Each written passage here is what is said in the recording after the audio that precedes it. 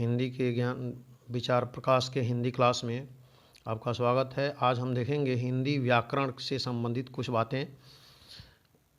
जैसे देखिए, हिंदी में कुछ शब्द ऐसे होते हैं जिनके अर्थ लगभग समान होते हैं, किंतु उनके अर्थ में सूक्ष्म अंतर होता है और यहाँ पर उन्हीं कुछ सूक्ष्म अंतरों को स्पष्ट किया गया है। इसको अक्सर जो है हमारे दैनिक जीवन में भी, कंपटीशन में भी इस तरह के शब्द आते रहते हैं और हर प्रकार के कंपटीशन में ये पूछे जाते हैं। तो इसको आपको थोड़ा ध्यान से देखना है।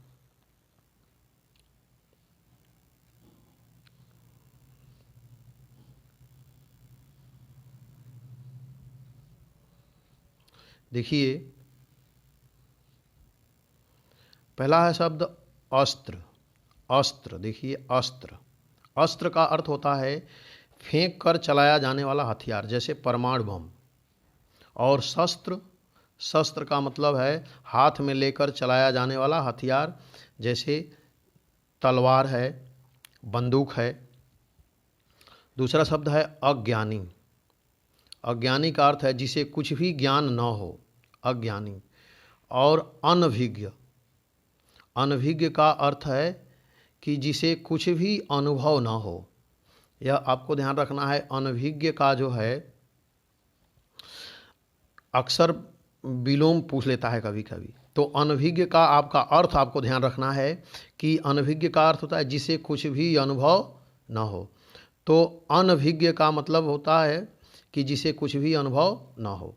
अध्यक्ष, देखिए अध्यक्ष का अर्थ होता है क्या? विभाग का प्रमुख। अध्यक्ष विभाग का प्रमुख।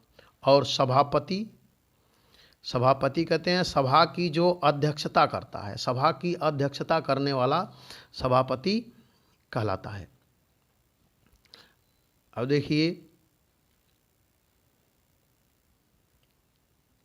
अध्ययन। अध्ययन सामान्य रूप से पढ़ना लिखना क्या कहलाता है? अध्ययन कहलाता है। जबकि अनुशीलन गंभीर तथा शोधपरक जो अध्ययन होता है उसको कहते हैं अनुशीलन। अतिल शब्द है, देखिए अतिल, छोटी की मात्रा है। अतिल मने भौरा। और अली, अली मने सखी। भिज्ञ, भिज्ञ का मतलब होता है जानकार।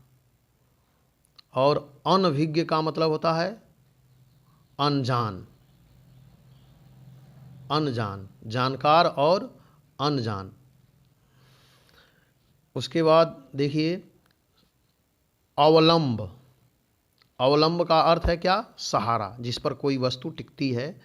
और अविलंब, अविलंब का अर्थ है शीघ्र।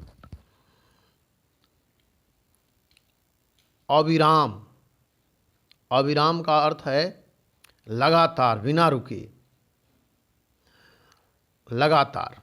और अभिराम, अभिराम, अभिराम का अर्थ है सुंदर। जो वस्तु बहुत सुंदर हो उसको हम कह सकते हैं अभिराम। प्रलाप, प्रलाप मतलब बकवास। और विलाप, विलाप का मतलब है रोना। स्वजन, स्वजन का अर्थ है कुत्ता। स्वजन कुत्ता। और स्वजन, स्वजन मने आदमी। पुरुष, पुरुष मने आदमी। और परुष, परुष मने कठोर। कुल, कुल मने वंश, कुल मने वंश। और कुल मने किनारा। निर्धन, निर्धन का अर्थ है जिसके पास कोई संपत्ति न हो, दरिद्र। और दीन का अर्थ है निर्धन होने के चलते स्वाभिमान से रहित, दीन, जिसके पास स्वाभिमान न हो। कलंक, कलंक का अर्थ है किसी बुराई के चलते लगने वाला लाछन या किसी बुराई के चलते प्राप्त लाछन। अपयश, व्यापक बदनामी या बुराई को क्या कहते हैं? अपयश कहते हैं। अब है कविता। कविता पदबद्ध कथन, कोई पदबद्ध कथन क्या कहलाती है? कविता कहलाती है। और काव्य, कवि की कृति को क्या कहते हैं? काव्य कहते हैं। कष्ट, तन और मन की असुविधा कष्ट है। कष्ट क्या है? तन और मन की असुविधा। क्लेश, पूरे मन का अप्रिय भाव क्लेश कहलाता है, पूरे मन का अप्रिय भाव। और व्यथा, व्यथा का अर्थ है कष्टकारक अनुभव।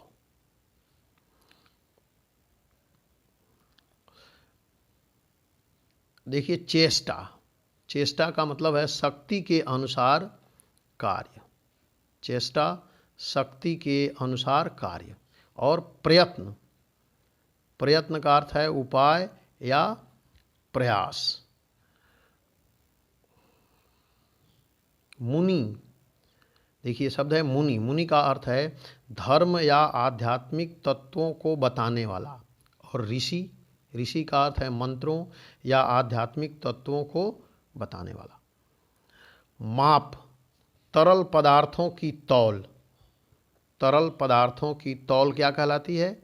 माप कहलाती है। और नाप, लंबाई या दूरी की का आकलन क्या कहलाता है? नाप कहलाता है। क्षमता, ये शब्द है क्षमता।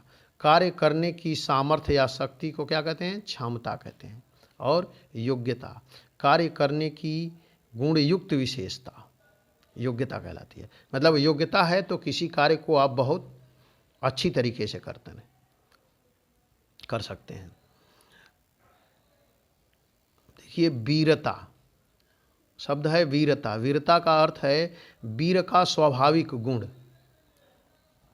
वीर का स्वाभाविक गुण वीरता। साहस, भय पर विजय पाने का भाव क्या कहलाता है? साहस कहलाता है। स्त्री, कोई भी महिला, कोई भी महिला क्या है? स्त्री है। और पत्नी, किसी पुरुष की विवाहिता स्त्री पत्नी है। परितोषिक, किसी प्रतियोगिता में विजयी होने पर मिला उपहार। विजयी होने पर मिला उपहार क्या कहलाता है? पारितोषिक। और पुरस्कार, किसी विशेष सेवा कार्य के लिए प्राप्त उपहार पुरस्कार कहलाता है। सभ्यता, रहन सहन या व्यवहार का बाहरी रूप। रहन सहन या व्यवहार का बाहरी रूप क्या कहलाता है? सभ्यता कहलाता है। और संस्कृति, आंतरिक सुंदर संस्कार। आंतरिक सुंदर संस्कार क्या कहलाते हैं? संस्कृति कहलाते हैं। जैसे हम बैठने के लिए कुर्सी का प्रयोग करते हैं, टेबल का प्रयोग करते हैं, तो ये क्या है? रहन सहन का बाहरी रूप है और यह हमारे सभ्यता को इंगित करता है। और संस्कृति, आंतरिक सुंदर रूप जो है वह संस्कृति होती है जो एक पीढ़ियों से दूसरी पीढ़ी को हस्तांतरित होती रहती है। हालांकि इसका कोई लिखित साक्ष्य नहीं होता है, लेकिन यह अपने अच्छाई के कारण एक पीढ़ी से दूसरी पीढ़ी को हस्तांतरित होती रहती है। अब देखिए सेवा, गुरुजनों के लिए परिजन का कार्य। गुरुजनों के लिए परिजन का कार्य क्या कहलाता है? सेवा कहलाता है। और शुश्रूषा, रोगी व्यक्ति के लिए कार्य। शुश्रूषा, देखिए इसको ध्यान से आप देख लीजिए। शुश्रूषा शब्द अक्सर जो है शुद्ध करने को वर्तनी में भी आता है। तो आप जो कुछ भी पढ़ रहे हैं, पढ़ाई का मतलब है कि बड़े बोध के साथ उसको पढ़ें, ध्यान से। जैसे शुश्रूषा कैसे लिखा है इस बात को आप अपने दिमाग में, मेमोरी में बैठाइए तब, क्योंकि ये वर्तनी में भी आता है। शुश्रूषा का अर्थ है रोगी व्यक्ति के लिए कार्य। परिचर्या, दोनों प्रकार की सेवा क्या कहलाती है? परिचर्या कहलाती है। अवस्था, देखिए अवस्था, अवस्था का मतलब है दशा। और आयु का मतलब है उम्र। जैसे युवा अवस्था, यह क्या है? एक दशा है। वृद्धा अवस्था, किशोरा अवस्था क्या है? एक दशा है। और उम्र जैसे 10 साल, 20 साल, 25 साल, 15 साल, यह क्या है? उम्र है। अलौकिक जो संसार से प्राप्त न हो, स्वर्गिक या ईश्वरीय, अलौकिक और असाधारण। दूसरा है असाधारण, सामान्य से अधिक विशेषता युक्त, असाधारण। निश्चय, निश्चय, निश्चय का अर्थ है तय करना, निश्चय अर्थ है तय करना। और संकल्प, प्रणपूर्वक निश्चय, प्रणपूर्वक निश्चय क्या कहलाता है? संकल्प कहलाता है। भक्ति, धर्म की भावना से युक्त प्रेम क्या है? भक्ति है। और श्रद्धा, किन्हीं गुणों के कारण आदर सहित प्रेम, श्रद्धा है। संघर्ष, परिस्थितियों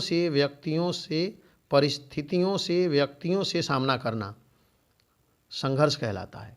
और द्वंद्व, दो व्यक्तियों या भावों के बीच संघर्ष क्या कहलाता है? द्वंद्व कहलाता है। तट, तट शब्द है तट, देखिए तट, नदी या समुद्र का किनारा क्या कहलाता है? तट। और पुलीन, पुलीन माने किनारे की गीली भूमि, पुलीन। जलद, जलद का अर्थ होता है बादल। और जलधि का अर्थ होता है समुद्र। और जलज शब्द है जलज, जलज माना कमल। तो देखिए जलद माने बादल, जलधि माने समुद्र, और जलज माने कमल। अनिल, अनिल माने हवा, और अनल माने आग। तो इस तरह से आपने ये शब्दों का सूक्ष्म अंतर आपने आज देखा। इसको आपको बार बार ध्यान से देखना है, क्योंकि यह जो है हर कंपटीशन में पूछता है आपको। हाई स्कूल, इंटर या कोई भी आप कंपटीशन दे रहे हैं, अगर हिंदी उसमें है तो निश्चित रूप से ऐसे प्रश्न आते हैं। इसलिए इसको आपको बार बार प्रैक्टिस करना है। अगर ये वीडियो आपको अच्छा लगा हो तो इसको लाइक करें और चैनल को सब्सक्राइब करें। धन्यवाद।